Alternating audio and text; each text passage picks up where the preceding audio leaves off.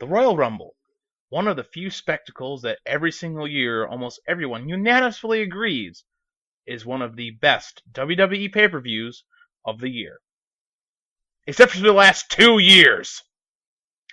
Hi everyone, I'm the Apocalyptic Cheese, and this is Verbal Smackdown. Last night, I actually watched the Royal Rumble despite the fact that I have really not watched WWE since Survivor Series. I have not cared that much. The few things I ever caught were just because of Sting, and that one thing, that 5 minutes, just pissed me off so much at how incompetent the writing and the way things were presented were. And the Royal Rumble last night was another example of the WWE being entirely incompetent with how they've been doing things lately. First of all, I have to point out that I don't personally hate Roman Reigns. This is more of a booking and storytelling and the right time sort of issue. It's not a personal attack on anyone. But let's start from the beginning. I'm going to start from the pre-show, actually, which was probably the best match of the night. The best match of the night was the pre-show. It was Tyson Kidd and Cesaro versus A New Day. And the two members of A New Day that were in the ring were Big E Langston and Kofi Kingston. Don't get me wrong, everyone in this match can work. But A New Day comes out, it is the quietest I've ever heard the crowd. They don't even care enough to boo them. They just don't care. No one cares about A New Day.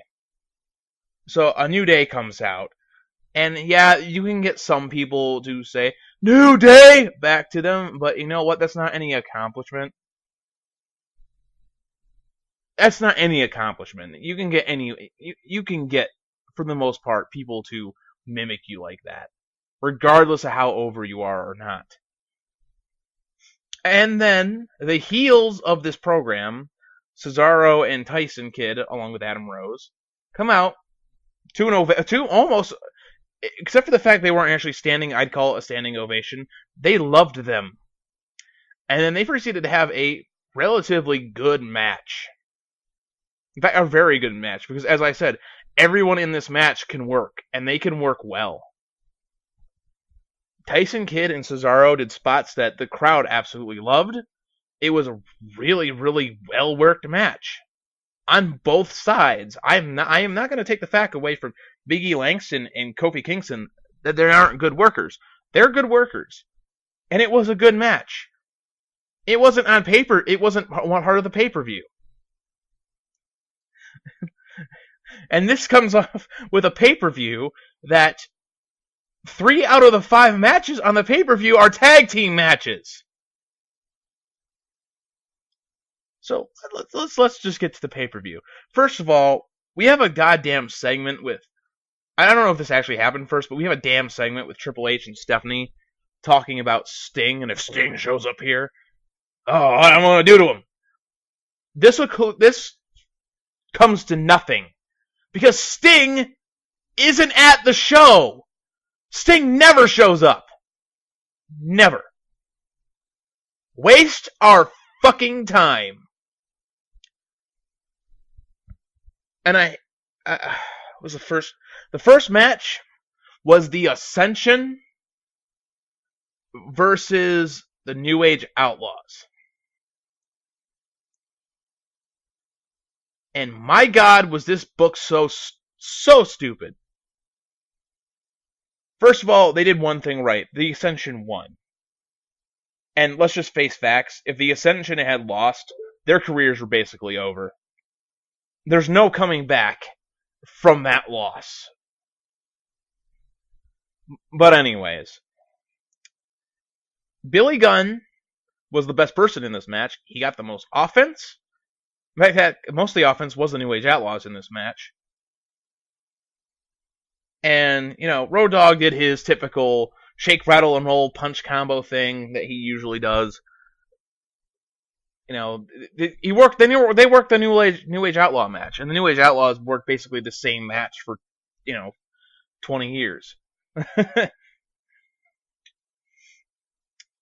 But the finish came with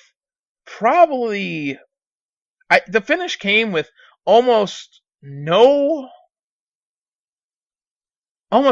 damage having been done to the Outlaws. The only way you could get over this finish is that you contribute it to their age. That this pathetic leg sweep lariat combo that, for the love of God, I have no idea how it put. By the way, it put Billy Gunn away, not Road Dogg. I'm sorry. These are the same guys that last year at the Royal Rumble were competing in a tag team championship match. Oh, God. The match overall sucked.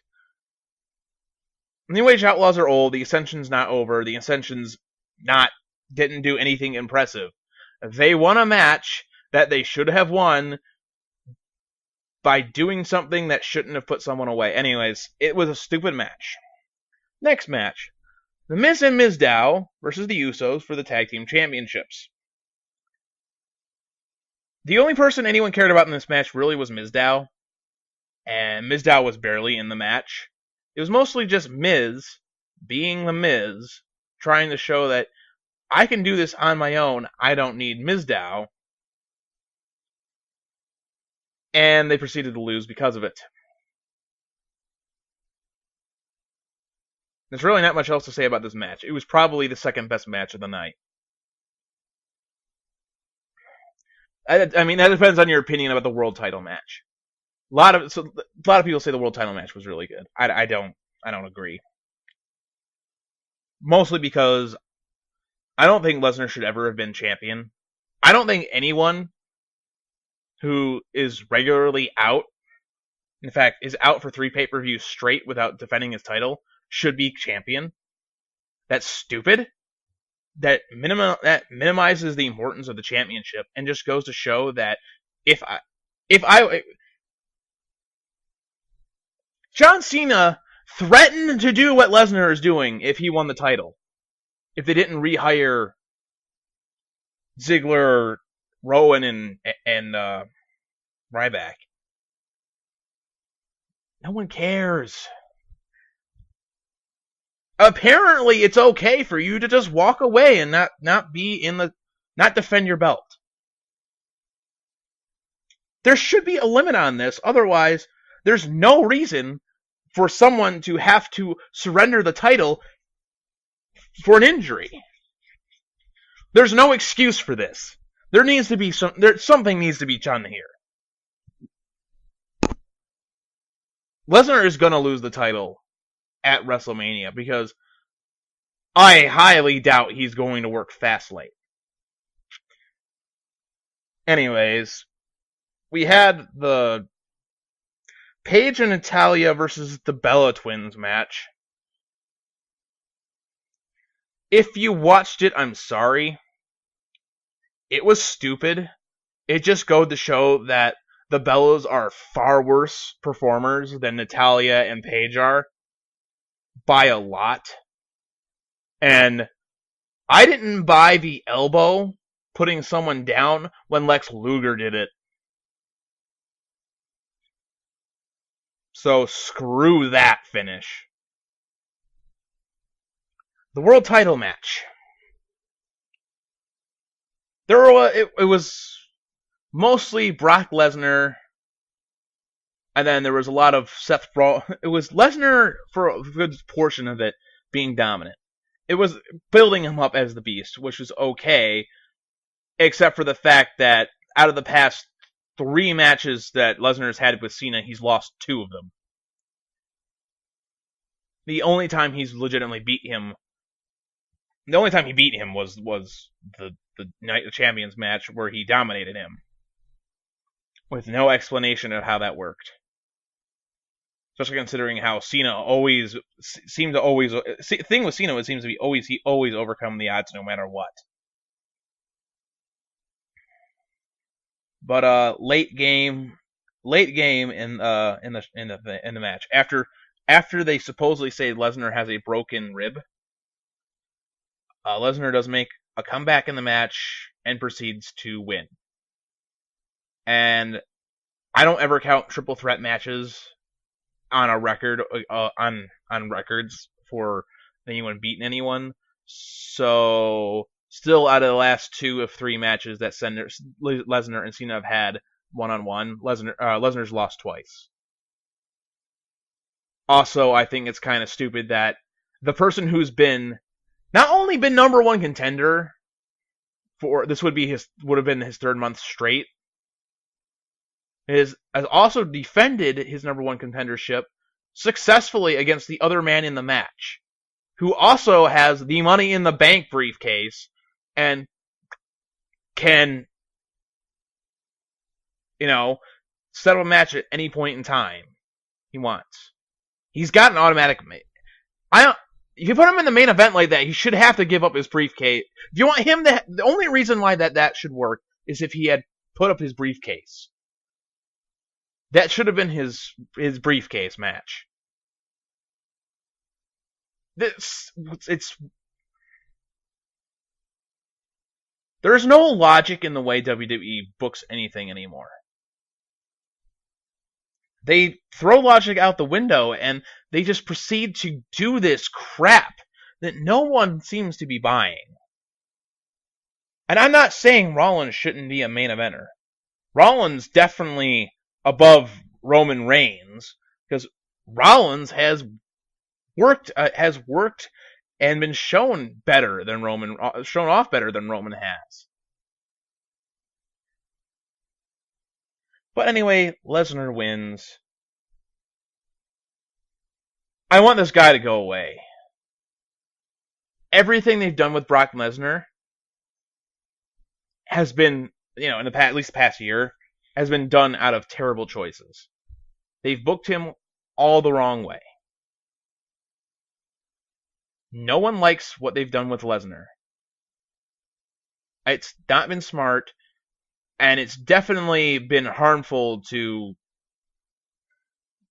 how serious you're supposed to be able to take the title picture in WWE when your champion is not on television for almost 3 months straight.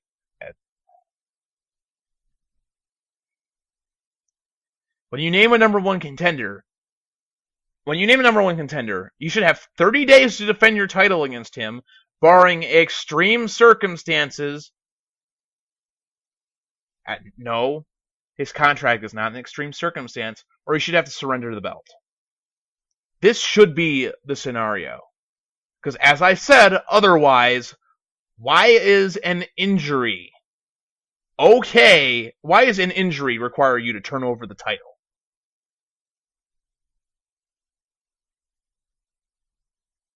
By the way, lest we forget that Triple H should hate Brock Lesnar, considering he broke his fucking arm.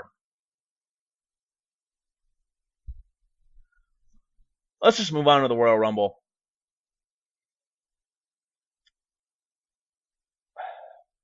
It's the worst Royal Rumble I've ever seen. No good stories were told here. The best part was Bubba Ray Dudley's return. And that makes me really sad, too, because it was just Bubba Ray and there was no Devon. Early on in the match, Bray Wyatt had a really good going. Had this really good showing. Where he was shouting, "It's my year." And you know what? I was kind of getting behind it.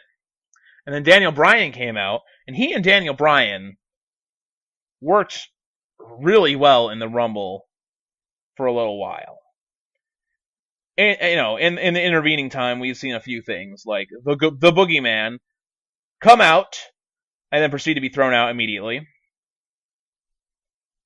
Um, as well as the return of Zack Ryder, who, outside of getting in a really awesome kick on Bray Wyatt, got thrown out really fast.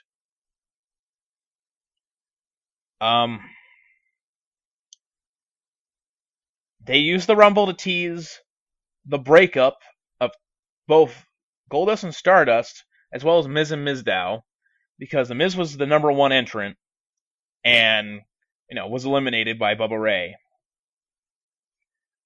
And then he tried to take over Mizdow's entry spot, where after he got knocked down, because he never got in the ring, Mizdow proceeded to get in and then thrown out pretty quickly. And Miz did not seem happy about that. Of course, Stardust and Goldust try to eliminate each other, so we're seeing a breakdown of two of the, 5 tag teams in WWE? No, I'm sorry, 6, because of the Ascension. I forgot about them. So, the Miz and Mizdow and Golden Stardust are gone. I'm counting them as gone. Los Matadores, which is just Primo and Epico. I wouldn't be surprised if when spring cleaning comes around, they're on the chopping block. Because, for what reason would they keep them around? Then you have Jimmy and Jey Uso, Tyson Kidd and Cesaro, and the Ascension. Oh, and a New Day. I'm sorry, I keep forgetting, guys. It's that they're forgettable. And no one likes it. Still, it's a really pathetic tag team division. And it kind of just goes to show how pathetic your tag team division is when you have a night where 4 matches are tag team matches, and it sucks so much. Eric Rowan, by the way, Eric Rowan lost a match to get entered into this, and I'm sorry, I still call bullshit to this day on any shenanigans where someone not entered in the match gets to count because they hit someone and go in themselves. So that means Curtis Axel was never eliminated and has a legitimate gripe, a legitimate beef with Roman Reigns winning the Royal Rumble, which we won't get to see because Raw's been canceled.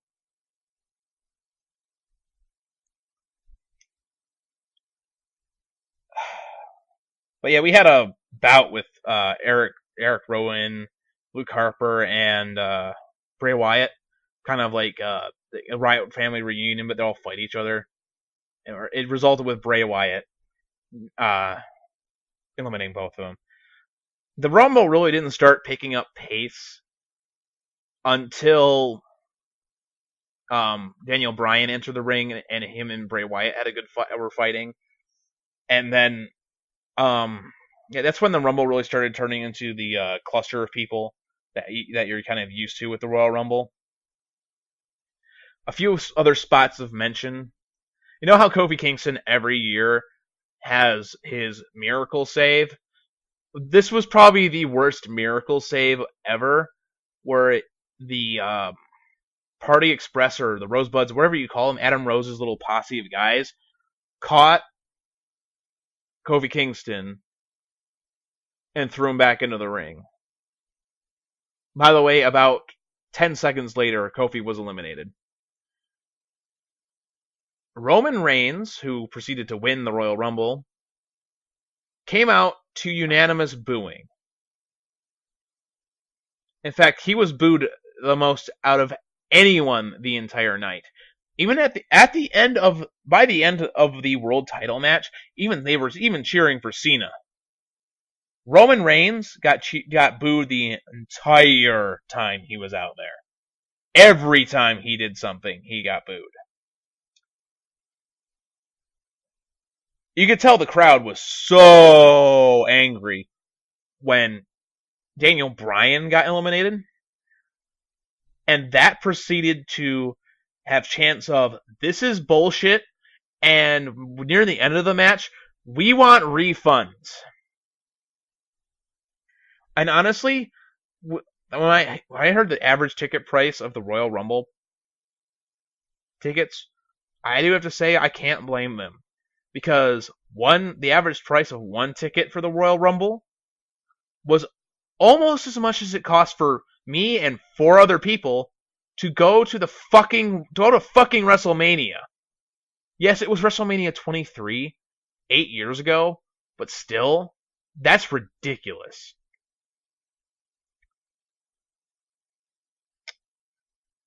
They had some impressive stuff with. They showed us some impressive work with Ziggler and Rusev, but let's just face fact. They booked this wrong. And as I said, I don't hate Roman Reigns specifically. Roman Reigns is not in a position to deserve this. And the problem is that the WWE's ever since picking up Roman Reigns and seeing him, they've gotten this tunnel vision where Roman Reigns is our guy. He is the guy. He's got to be the guy. Well, here's the problem. You can think he's the guy all you want, but unless the audience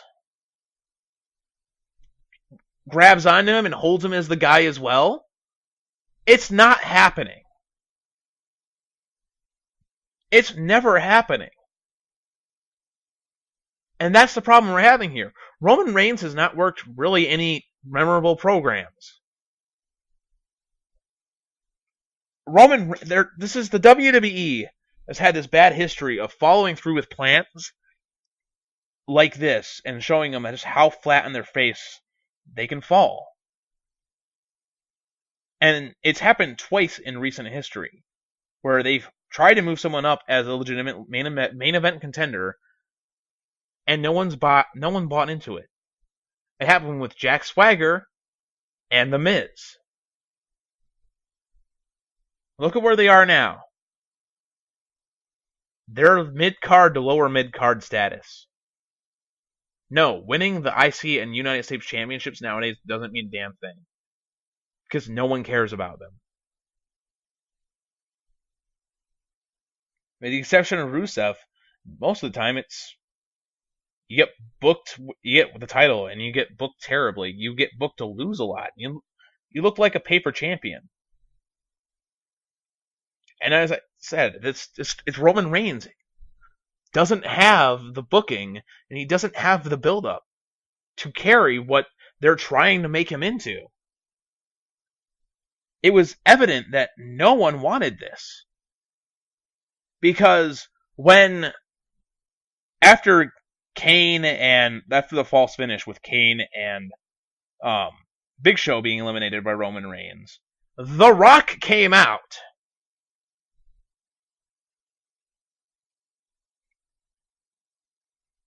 To save him. And they still booed Roman Reigns. If The Rock cannot help get you over, if The Rock can't save this, it's done. You're done. There's nothing left. They don't want him. They are going to reject him. And they're showing it. There is a national following of the fallout. National news. National news is following the story of the backlash of the Royal Rumble right now. With how many people are unsubscribing to the WWE Network that it crashed the cancellation page.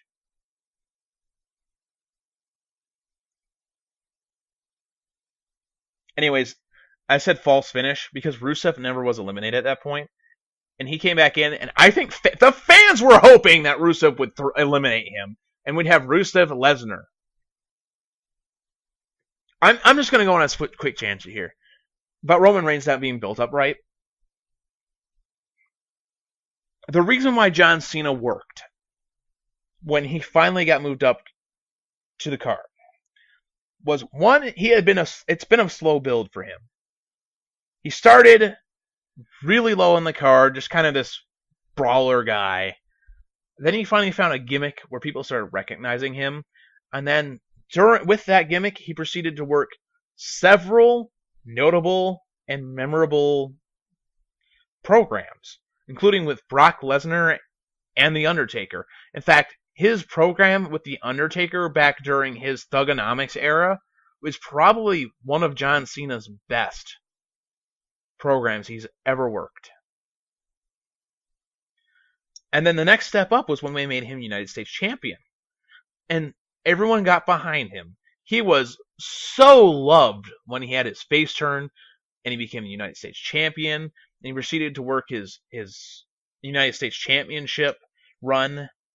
He did his program with Carlito, which was okay. And then he proceeded to go against JBL, his cabinet, overcame the odds, and became the world champion. At, was it WrestleMania 22? Maybe it was 21. Yeah, it was 21. WrestleMania 20, Lesnar got the United States title. 21, he became world champion. Yeah, okay. He was built at that point. He had worked good programs. He had already gotten over with the audience. Roman Reigns doesn't have any of this.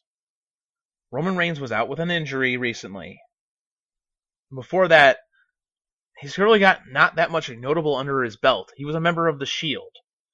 And right now, the two most memorable, other two people in the Shield, Seth Rollins and Dean Ambrose, have worked more notable feuds, including Seth Rollins and Dean Ambrose against each other, and then John Cena and Seth Rollins, and Dean Ambrose and Bray Wyatt. There are all more notable than anything Roman Reigns has done. More memorable. They got him over. So, the fan favorites, the people who really should have been getting that push, Daniel Bryan, Dolph Ziggler, Dean Ambrose, they did not win the Rumble. Roman Reigns, a guy who is not ready. And I'm not saying that he is not capable of performing well. I'm saying that he has not been presented to us in a way in which people will latch onto him and accept him. Roman Reigns is not the guy for this position. And that's why there's such a backlash right now. People know this. I hope the WWE learns. Because I'd hate to see them fall, because how long they've been around, how many years of enjoyment I've gotten out of them. I don't want to see the WWE die. I want to see them challenged, though. I want to see them be forced to go on good programming. And this past year has been probably the worst in over a decade the WWE has done. Anyways, I am either tonight or tomorrow going. I'm also be talking about the absolute stupidity that TNA has gone through on their Destination America run so far. So I'm going to be covering 3 episodes of TNA Impact.